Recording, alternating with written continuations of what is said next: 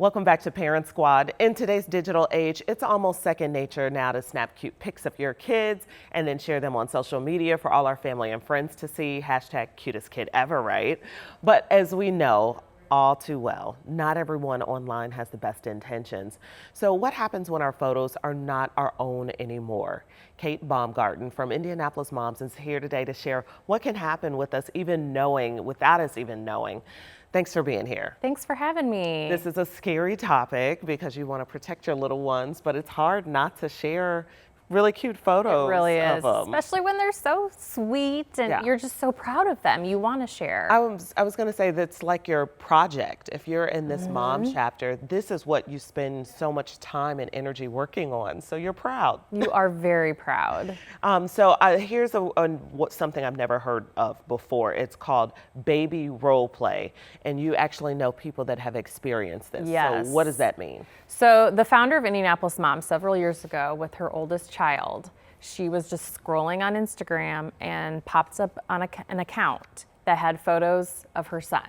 They were all photos that were taken from her social media, and they basically created a profile, changed the name, changed the narrative, and created a story about her son, and didn't have any permission to take those photos at all. That's scary. Very scary. I mean, what do you think they were trying to do? Like just grow a profile or have a profile? I think so. I think attention. I think the fact that he was just a darling little boy, and her photos were really creative. So maybe trying to grow a presence and.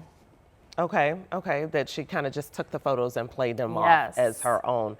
So what should you do if someone does this, if they end up stealing your photos? It is difficult because it's stressful and it's so, personal. Exactly. I know once you put your photos out there on social media, it really becomes public. So I think locking your profile down immediately is important. Just lock it down, make it private, and you can report it. If you're on Instagram or Facebook, you can report that profile that has stolen your images. And I think, we were just talking about this. It's hard to get somebody on the phone to say, a real voice like this, and that's what you want to do immediately. You want to speak to someone. So, if you have a contact for Instagram or Facebook, you can go and find a profile to contact there. But also having your friends and family report the profile helps too. As many times as you can flag that will really bring their attention to that profile. Okay, makes a lot of sense. So this is kind of a way of triage. Is there a way to prevent this from happening? Yeah, there is. And I think most importantly, keeping your profile private and only accepting friends that family that you want to share. If you do want to keep your profile public, use discretion. Definitely turn off your location. And I think this is something that's tricky because you get onto these profiles and they immediately just enable your location automatically, and you don't know that. So you actually have to go into the settings and turn it off. And this is, Instagram, Facebook, especially Snapchat too. Make sure that location is turned off.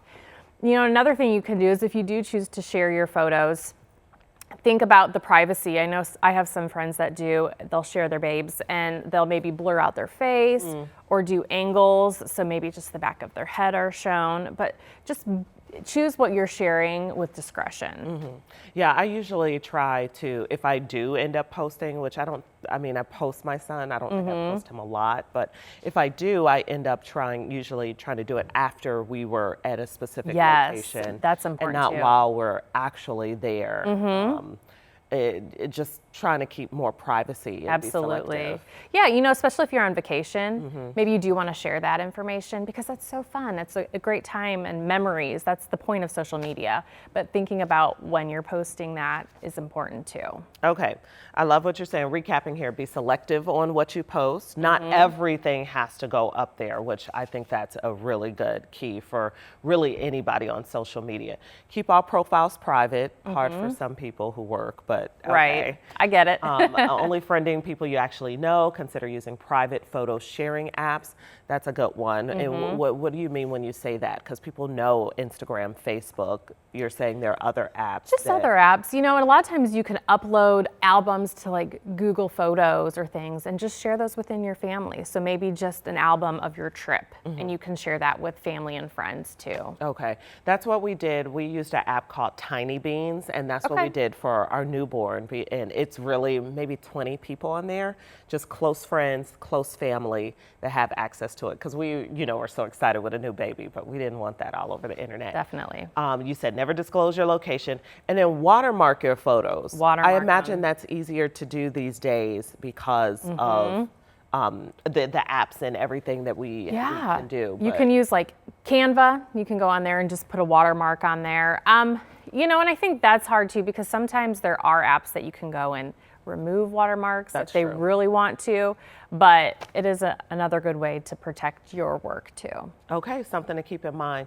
We also know that kids also, once they reach a certain age, are active on their own social media accounts. Do you have any advice for parents trying to navigate that, or a recommended age, or what has your experience been?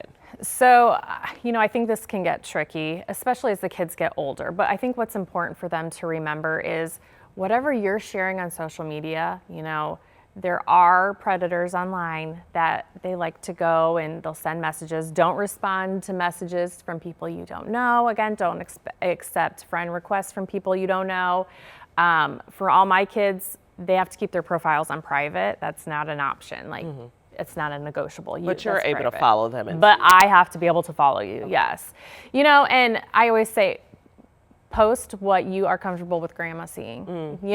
Think about that. Yeah. It is going to be out there forever. So remember that when you are posting something. I feel like a lot of parents would try to, buffer their children and keep it clean, like don't post, don't post this, don't post that. But no, I think you have to be real and very clear with the dangers of social media. Absolutely. Because it is the real world.